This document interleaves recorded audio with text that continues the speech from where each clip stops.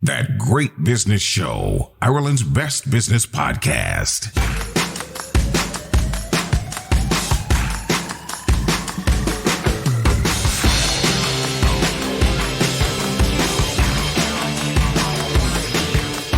Welcome to episode 141 of That Great Business Show, where we bring you great tips, insights, and unique business opportunities, all in a podcast just long enough for your daily walk, with thanks to Dundeal.ie. I am Head of Questions, Conal O'Moran. On this episode, we will tell you how your female-led business can apply for one of 5 grants, which might mean tax-free, of €10,000 each, along with a year's worth of mentor coaching. And Europe's third largest economy, that is France, wants to do more business with Ireland. We'll tell you what some of the opportunities are. All our tips and insights are brought to you thanks to Dundeal Motors. It's the only place to look for your new or previously loved car, van or truck. Dundeal.ie. Dundeal Motors is home to Ireland's largest range of new and premium used cars. That's why you'll find cars from Audi and BMW dealerships on Dundeal. Are you looking for a 7-seater to accommodate your growing family? Maybe you're after a luxury saloon to make a statement. We have the car for you. You'll also find Ireland's largest range of electric cars to help you make the switch. Visit Dundeal.ie today to start the search for your next car. De facto shaving oil, the world's best shaving oil. Made in Mayo, sold worldwide. All That Great Business Show advertisers are TeamGBS approved. Back them. The She's Next initiative is back. That's the one where payment card company Visa backs 5 female-led companies in Ireland, giving each €10,000 in cash, plus a year's worth of mentoring from I Fund Women. A lack of confidence amongst women entrepreneurs is a perennial feature amongst women-led businesses. A Visa card survey found that women are less confident when it comes to evolving their business. 93% of men say they were completely or very confident, compared to 71% of women. And that's where the mentorship is critical. It can give you that confidence you so badly need in business. There are 5 business categories to get an award: micro, early stage, general, small, changemakers, and innovation and technology. Here to tell us more is Mandy Lamb, who is Managing Director UK and Ireland at Visa. Mandy, welcome to That Great Business Show. Thanks, Conal. Great to be here. And what a lovely initiative. This is not the first time. We may not have featured it before, but it's certainly someone that I have noticed before. Love the name. She's back. She's next. Oh, she's next. Back. Well, she's back. She's back. She's next. Absolutely no. Well, She's Next is 3rd year for us here in Ireland. It's actually a program that started in 2020 during the pandemic, and it really is an exciting program that we're rolling out across Europe and globally. And here in Ireland, as I say, it's the 3rd time.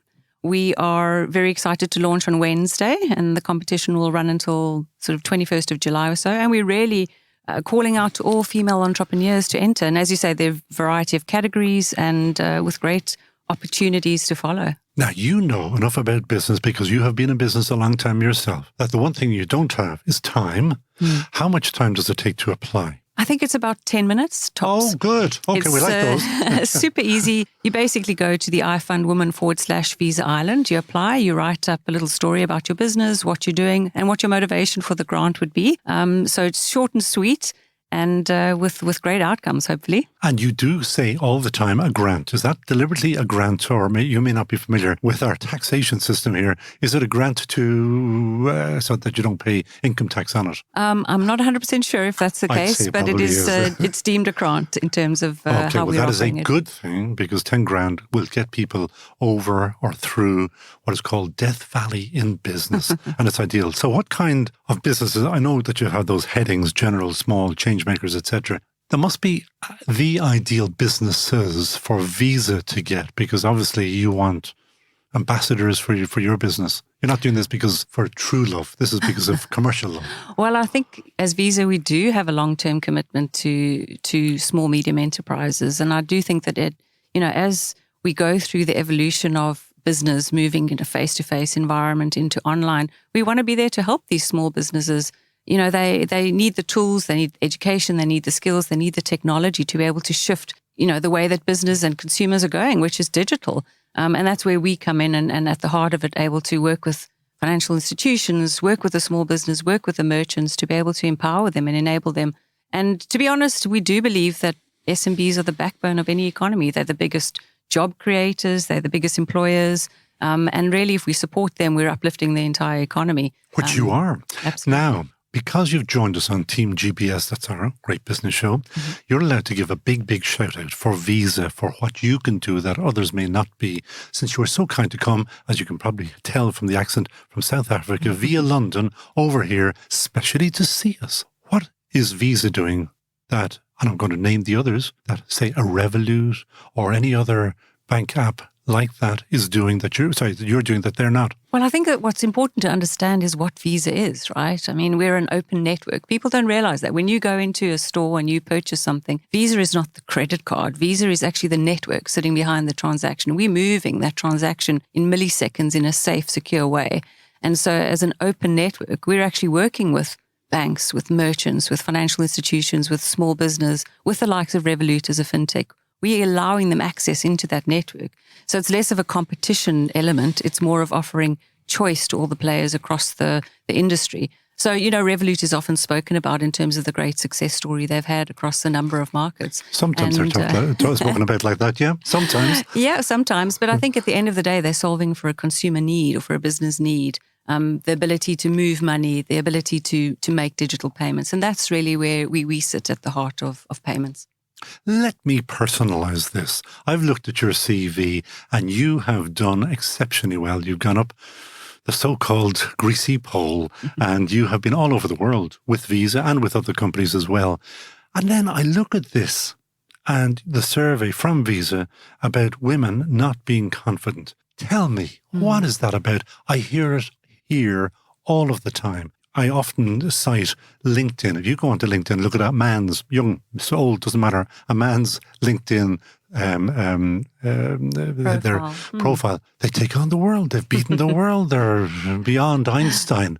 Go on to a woman, not the same. What's that about? No, well, firstly, thank you for those comments. But I do think there is piece around confidence that you raised at the beginning is really critical.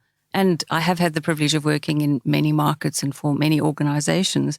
And I still think that confidence is absolutely a barrier to that parity that perhaps a male counterpart would have. Where it stems from, can't exactly pinpoint it, but I do think it's a you hear about imposter syndrome. It's alive and well. Not to say that our male counterparts don't have imposter syndrome, but I certainly think that, the perception of being able to compete, the perception of being able to be on a level field or an equal footing with a male counterpart can be challenging in terms of your own self-perception. And so I do believe that we have to do more, certainly in the small business space and in the business space, to help uplift women to have that same confidence. It's really as simple as believing in yourself and believing in your self-perception and ability to go forward. It's tough. It's not easy though, right? It's not. And it seems to go on and on and on because I won't say I have lived with it, but I've been doing this kind of interview for quite some years and it hasn't really gone away. And I just, particularly when I look at the LinkedIn profiles that you mentioned, is just say, whoa, something's going very odd here, particularly amongst the men, because they aren't Einsteins. Yeah, and I think often, perhaps it's a generalization, but I certainly think females want to have achieved all of those things before they put it out into the universe and say, this is what I'm capable of, because here are the proof points of what I've been able to do. Whereas perhaps others are able to put it out there and then self-fulfill towards that point. It's just a different the perspective. Self-fulfilling thing probably doesn't happen, actually. So the good news, though, as part of the program that you're running, is that mentorship. Do you know who your mentors might or could be? This is the I Fund Women. Yes, so Visa partners globally with I Fund Women, which gives these female entrepreneurs access to global leading business owners, mentors, university lecturers, a variety of folks who've really had the experience, whether it be in theory or in practice. And it really helps them understand, how can I scale my business? How can I take my business to be more digital? What are the marketing elements that I should be focused on, which perhaps we take for granted? I think a large part of it is, these women have started businesses, but they don't know how to take that next phase and scale, which comes with requiring access to capital. It requires funding. how do you build a pitch? How do you put your best foot forward and able to do that? And that's why we find the partnership with I Fund Women to be so powerful, because these minority entrepreneurs get the opportunity to really get a global stage and exposure. So it's worked really well over the last couple of years for us. And when you say minority, you are talking about female. A female, yeah. And obviously over time, we'd love to really focus on other minority groups in terms of helping support them from a business standpoint, which we do on a global basis. What does Visa, because this is marketing initiative, what does Visa get out of this? Well, I think, as I said, we want to tell a compelling story when it comes to small, medium business. We think they're critical to an economy. Our global statement is we want to uplift everyone everywhere. And we don't want to leave anyone behind in the process. For an economy to thrive, and for business to thrive, and for commerce to thrive, and payments to thrive, we need strong, small, medium enterprise. And if it's female entrepreneurs that are going to do that, then we're going to be there to back them all the way. Ultimately, we're going to grow the payments ecosystem, and the economy is moving to becoming more digital, and we want to be able to support that. And as I say, we're an open network. We won't leave anyone behind in the process. Well, let us go off the piste a little bit and start talking about the digital payments. What is the future? And obviously, and you sleep and you dream about this stuff. What is the future digital payment, do you think? Is cash dead? Look, I think cash has got a place in any economy, and many governments When was the last time you used cash? Interesting. I actually went to a small market the other day, and I wanted to buy some things for my kids, sweets, etc., and they only accepted cash. I also did a piece of work for cancer research in the UK the other day, where we were volunteering and had to stand outside with a bucket and collect cash. And it was really hard to get cash from folks because all they had was a Visa card. Have any, exactly. So realistically, will cash last another 3, 5, 10 years? I think cash is still here to stay. I think it's a government agenda in terms of really supporting the vulnerable part of the economy. I think the access to cash might be in different forms and ways. So you could go into a supermarket, for example, buy a basket of goods and say, hey, I'd like to get 10 euros extra with that. So you can access cash via perhaps a supermarket, as opposed to your typical high street ATMs. So, but you do that now anyway. You can get cash back. Correct. Yeah. So cash back is another form of ensuring that there's still circulation in the economy in terms of cash. I don't have a prediction on exactly when cash will disappear. I think it's still a proportion is here to stay, but we'll certainly see some very continued strong growth in the digital payment space, which is absolutely what we're seeing as Visa. Did you ever consider going into business yourself? Because you have done exceptionally well within organizations. Do you ever kind of get the itch? I do have moments where I'd love to sort of dabble in something that's more of a passion. But again, the self-doubt creeps in to say, how do I find the time? How do I balance life? How do I... Isn't it funny? You are, I don't want to oversell you, but you're very successful. And even you kind of have that worry or concern. Absolutely. And I guess it's about really having the courage and believing that your passion can turn into something commercial, and that, you can, I guess, earn enough to keep your family in a safe space and a little bit more certainty. So I think there is a whole load of things that come into play when wanting to start a small business that can sometimes overwhelm. And it's about seeking that mentorship and that advice to be able to really build the confidence to be able to do it. And courage, right? Courage is a big deal. And come on, you've thought about it. Which area, what sector, what would you do? Would you make a better toothpaste, better toothbrush? Well, clothes? To be honest, I started my education being a school teacher. And I always wanted to build a progressive modern school, and on a small scale, but have more modern and progressive ways of teaching. So that was one. You were trained in physical education. So were you a PE teacher, were you? A PE teacher and a life sciences teacher. It was called guidance back in South Africa in the day. So not the more academic subjects, but certainly ones that I think develop life skills and are important lessons for children. And that you would set up a school with all of that? Yeah, that was an idea I had a couple of years ago, which was to do something in that space. Otherwise, something in interior design was my other passion. Still is a passion of mine. But you're not doing it. But I'm not doing that. I think this job keeps me busy enough. Well, obviously. So do you know what the timetable for the awards are? When must people hit the milestones to get in? And when do you make a decision? And when do they get the 10 grand? So the 21st of July is when the competition closes. So between Wednesday this week and the 21st of July is the opportunity. That's plenty of time. Plenty of time. But don't put it off. Don't put it off. Do you promise it's 10 minutes? I promise it's 10 minutes. Last year... I'm going to apply and I'm going to see. I know I don't look like a woman, but anyway, we'll be able to sift out the good from the bad. Yeah. Last year we had well over 300 applications. Majority of them came in 2 to 3 days before the closing date. Funny that. And then we have a couple of milestones where we have a number of judges. Some of the judges are previous winners of the grant who will really be coming in to support. And then the 5 recipients will receive their grant, their 10,000 grant, and access to the coaching and mentoring probably sometime August, early September. Any outstanding wins so far of the people who've already gone through the program? Anybody that you say, wow, that's a great business, or they are going places? What I loved was just some of the modesty and reality of some of the businesses. Last year, there was a company called Feed My Mother, which was a breastfeeding clothing company, and really just started from, a personal experience that the founder had, and just deciding how to scale it, particularly during the pandemic. How do I do this? What are the next steps that I need to take? That was really touching because it was someone who had a personal passion and a personal experience and wanted to share it with others. We've had great sustainability programs. We've had, programs that are touching on innovation and tech, and others that are really more social impact and community, which is fantastic to see. And we continue to keep in touch with all of the founders. So they become a little family. Absolutely. Did you notice any cultural differences between, say, UK applicants, Irish applicants? Anything unusual that you're seeing a skew towards this or that? We're not running the program in the UK at the moment, so we've been very focused on Ireland That's nice. as a priority market for us. But you have, because I read this, you've given away 2.5 million globally. Yeah. But where are you focusing on with the other 2.48 million? We've recently launched in Italy as well. In the Nordics and Baltics, the program I'm very launched as well. interested to see if there is some kind of a pattern in the types of companies that those women are setting up per country or per culture. Yeah, I think you could be right that there could be cultural dynamics. Could very much be where the Nordics and the Baltics, very big tech focus. Perhaps there could be more technology startups emerging from there. So I think we will see a balance. It's a great point. We'll pick up on that and actually compare and contrast some of the markets. Oh, you are kind. Of course, that's how you got up the greasy pole we were talking about.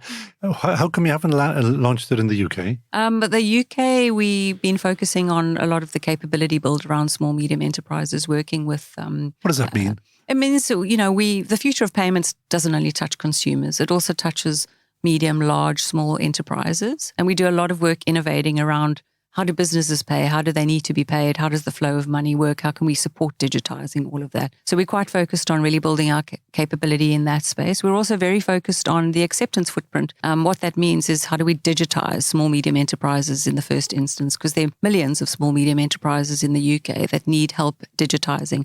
So I'm sure we'll launch there at some point in time, but we're very focused on the innovation space and making sure that we can digitize and allow those small merchants to accept payments in the first instance. So again, they're not left behind as the economy continues to digitize. And scamming must break your heart. It's not specific to Visa. It's just the world in general. I had a guy on episode 140 who is just launching into, his company StripePay, and he's launching into the States. And he called the States the most fraudulent country in the world because there is so much fraudulent financial activity going on. It must break your hearts in Visa, having to deal with that all of the time.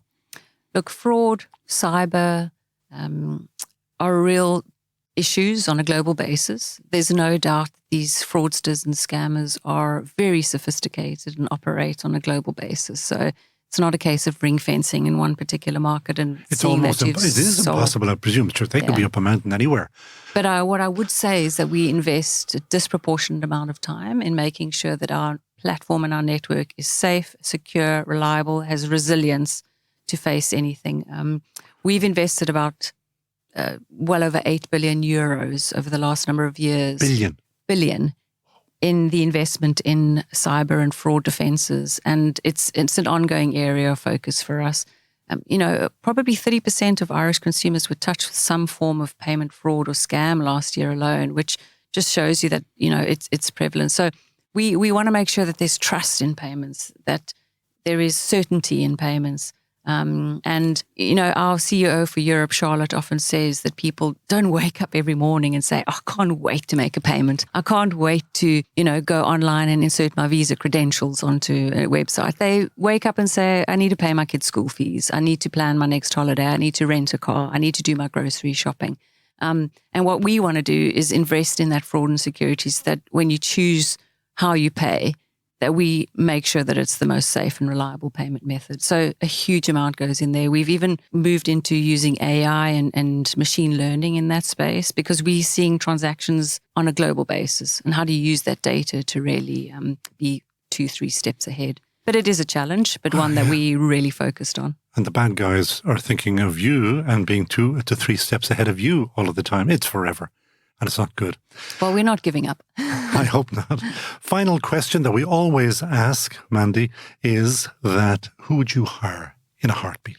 I can't help but think of a very dear friend of mine from Johannesburg, South Africa. Her name is Marisa, and she started her own business a number of years ago. She subsequently sold it, but it was called Contessa, and it was a tea connoisseur, and it was ahead of its time in South Africa at the time. Everything was coffee. And she decided to start a specialty tea store.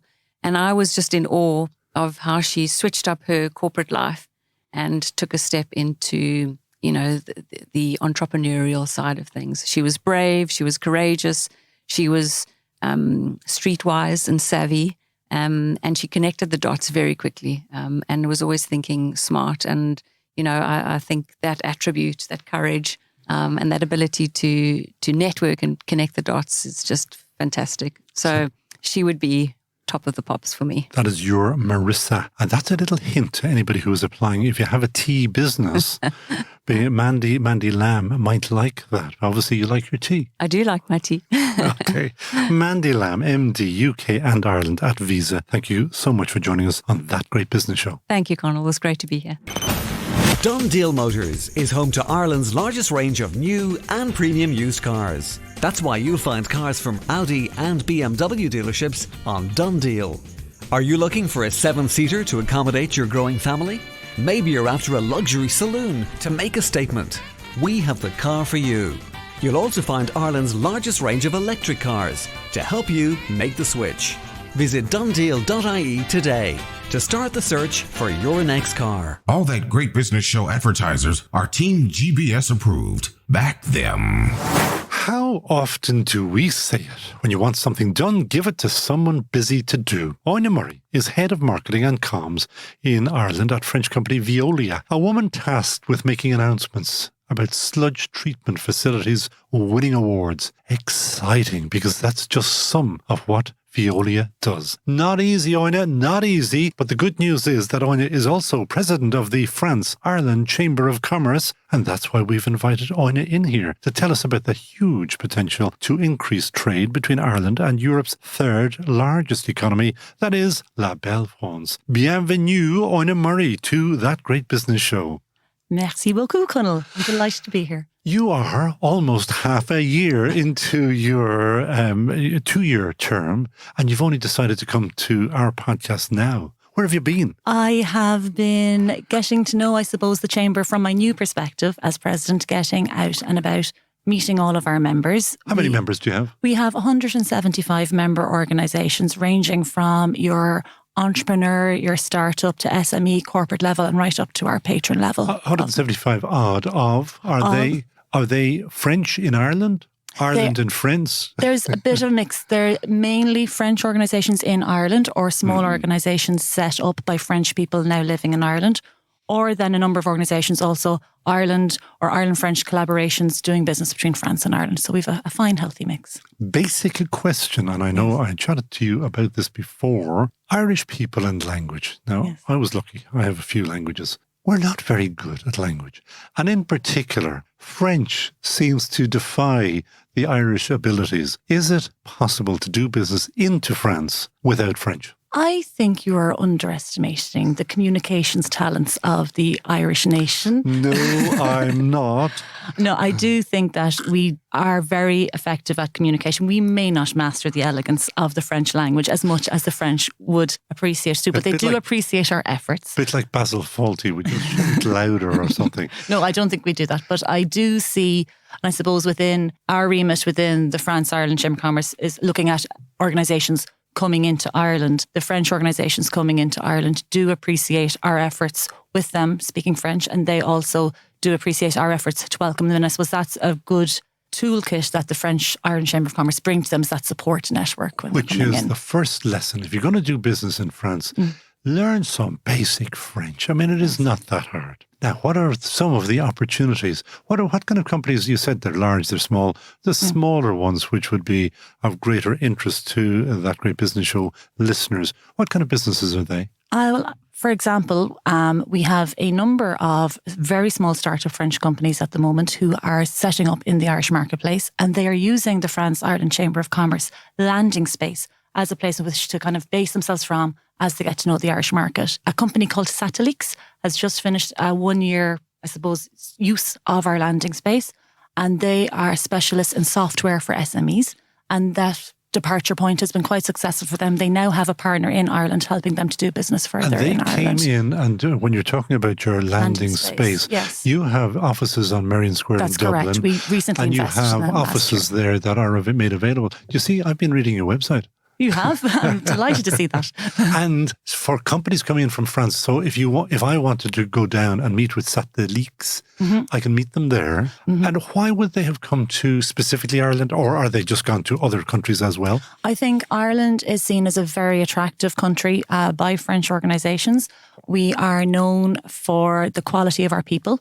I think we have a lot of shared values. France is Ireland's closest EU neighbour. We're English speaking. We're a gateway not just to the rest of Europe, but also to the United States and to the UK, which are English speaking.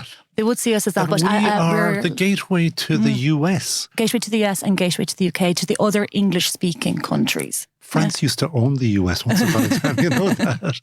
But I would have thought that they had direct access. I'm curious about that. I think that as a common EU country, we're both in the EU, we both have common approaches to things, common governance structures, more or less, that it's a very good, I suppose, first point of departure. It's near. We have our ferry links, our direct trade links have increased threefold over the last number of years. So it's a Thank you, Brexit. It is a very, I suppose, easy first point when you're looking to expand. And everybody in Ireland loves France anyway. We do have a very right reasons. We have a shared affinity. Where this year is actually celebrating 225 years since General Humbert landed on the West Coast in support of Ireland, and we have carried that support through in many ways over the years, whether through business cooperation. Correct me if I'm wrong, but don't think that ended up very well, did it? Not in that first phase, you know. So other companies, what we would love is a checklist of what's available in France, that because you're mad keen to bring French companies into Ireland, we'd welcome them, obviously. What's available that you think that we should be looking at? Food and wine, too easy. I mean, in a way. I mean, lovely food and wine, of course. Anything else that French people are doing or making that we should be looking at? There is a huge amount of innovation at the moment in France, and innovation where they see that they can innovate further and invest further in Ireland. If I look at some of the companies that are increasing their presence in Ireland, some of our membership companies, if I go straight away, we mentioned the West there. I'll start at the West. We have companies like Transition Optica, who make contact lenses and are further innovating there. Valeo Vision Systems, who make a lot of that sensor technology, which goes into our cars for assessing distances, etc., between vehicles and other objects. We also have Schneider Electric. It's all about building management systems. Is Schneider French? They are French, yes. I would have always said Schneider must be German. I know the brand. I know the brand name. So, and each of those three companies are investing hugely in their premises in the west of Ireland, establishing things like global innovation centres there, for example, or establishing flagship offices that they are working towards being carbon neutral. We also have similar in Cork, where you have AirGrid with the Celtic Interconnector, recently establishing their Cork office. We have IDL. We have mentioned the food and drink with Pernod Ricard, but we also Of course, I have... forgot about that one as well. Yeah, when you start mentioning, you say, You have then companies like Danone who are increasing a kind of a more healthy approach to nutrition. I have to say it. Danone. And they have offices in Macroom and also down in Wexford, which they've put a huge amount of money into, once again, the carbon neutrality element and reducing that carbon footprint. And take a sector or a business, and if I wanted to do a little recce into France to see what is available, does the Chamber have a little ready reckoner that I can check out, or do I go through French government sites or something to find it? You mentioned, say, optical stuff there. If I was in the optical business, could I go and check out opticals with the Chamber, or do you send me on to some agency in France? I suppose it depends on what you're looking for. The France-Ireland Chamber of Commerce is a very good first stop to put you in contact with the right organisation. Depends on what you're looking for. If you're looking to work with other French companies in Ireland, understand innovative solutions that are coming to Ireland, or, as you say, go to France. And we do work very closely with, as we call them, Team France in Ireland. So the embassy team, there's Business France, who also help with imports and exports arrangements. There's also people like Enterprise Ireland.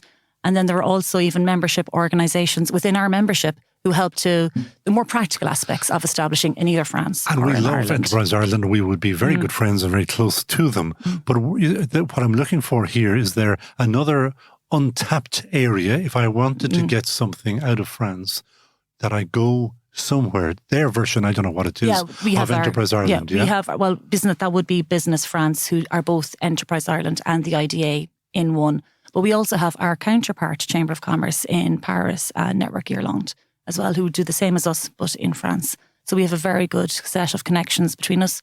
And then we also know lots of organisations in the sector. So if you're looking to tap a sector, within our membership, you are likely to find a company who can put you in touch with the right people. Which is what people want. Exactly. And again, sorry to kind of harp back to the language, but will these people facilitate people without French?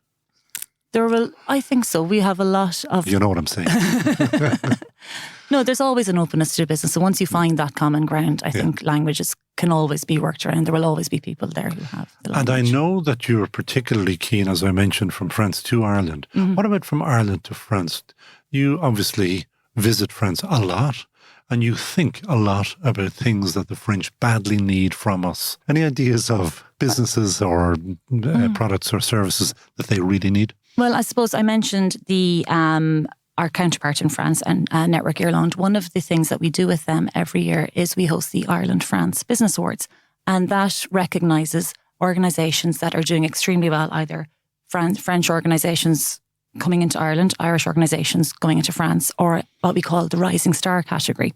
And we take it in turns each year to host it. It was hosted in the Ritz in Paris last year. It'll be held in the Shelbourne. Oh, poor you. Yeah, I won't lie, it's a nice event, but it's a brilliant opportunity to highlight the achievements of organisations who are so excited about their solutions that they often forget to step back and actually see what they've achieved. I love those businesses. I absolutely love those businesses. And we have a lot of them between France and Ireland. And the two of the winning organisations at last year's awards, so we had Kingspan, who are recognised as a very successful Irish company going into France. They established, I think, in Cavan in the 60s and entered the French market in 2009, I think. And now 4 of their 6, divisions, I suppose, are now present in France. We also had the Rising Star category, which was won by Terra Nutritech, a company based in Kildare, who are all about precision health for animals and minerals for animals for their healthcare. And they successfully established a partnership with an organisation in France last year. I think now I could have the figure on about €7.5 million partnership to enable their products get to the French farmer kind of marketplace to enable their livestock benefit from these products. So literally everything under the sun. Anything and everything. There is an organisation somewhere in the network of chambers. Now, you know that we are the very friendly podcast. So it wouldn't be right to have Aine Murray in, who is head of comms at Veolia, without letting her talk about Veolia and how wonderful it is, since I was slagging you off. Because one of the things that you do is sludge treatment, and isn't it? I do get excited about sludge treatment and do you innovations. know where I saw that? There's a press release up on your site about right. sludge treatment. I said, yes. Oh, Jesus. You didn't get out of bed to have to put up stuff about sludge treatment. However, we need it. Dublin Bay needs it. And what I particularly love about that particular article that you saw is that's referring to our plant in Osborstown, isn't it? And, yes, it is. Yes.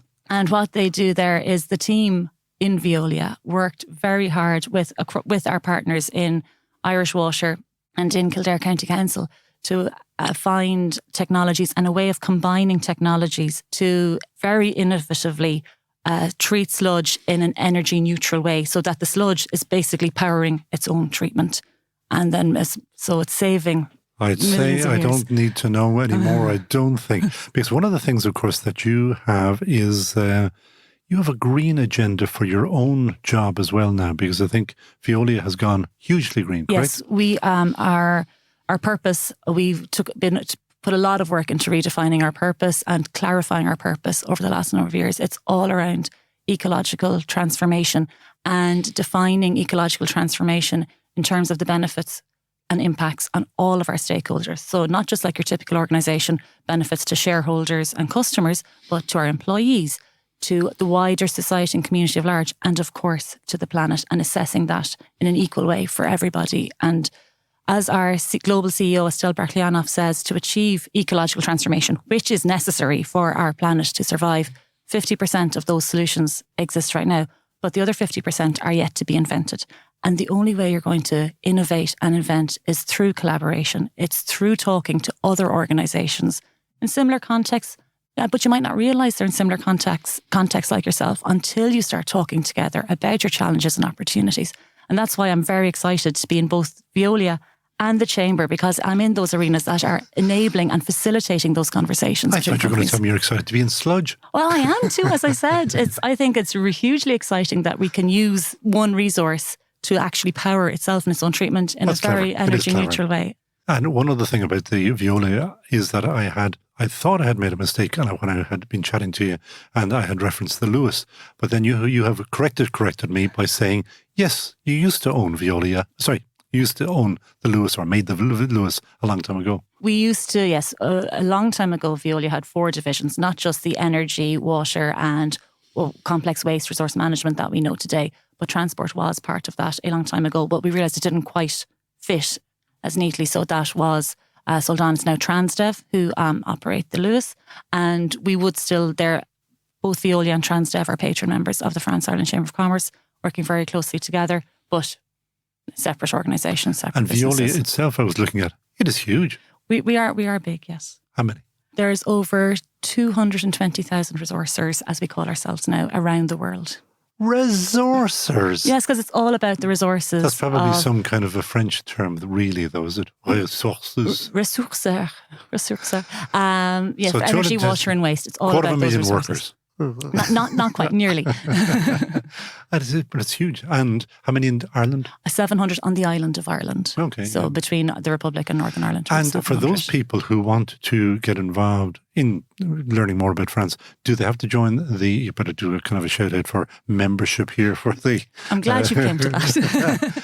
How much? And for individual or for a company? There are different rates depending on a startup or an entrepreneur will have different rates compared to an SME Round or a figure, corporate. 50 quid, 500 quid? You're looking, I'm going to get given out now, in and around, I think, 950 for a corporate. That's okay. And then about 250 for an SME. I might have that wrong. Please That's don't okay, hold me but to it's it. not massive money. No, it's very, I think it's extremely good value. Of course you do. And do you get into the Ritz on that? The ticket to the Ritz might be a little bit more than that. You have to pay your ticket to the Ritz or the Shelburne this year on the 16th of November on top of that. And applications will actually be opening in June for so those you awards. Better give a shout out there for what kind of applications are you looking for? So we have 3 categories that we focus in on. It's Best French Company in Ireland, Best Irish Company in France, and then the Rising Star. And those, I suppose, the criteria are being just finalised at the moment and will be published during June. And for the Rising Star, must they already be doing business into France or? There's some link between France and Ireland. They could still be developing that. A business link between France and Ireland. So the innovation, the product they're developing might have come from France, but being developed now in Ireland. I suppose we have to wait and just finalise those criteria before we publish them. And as I mentioned, you're based in Dublin and you're taking applications for membership.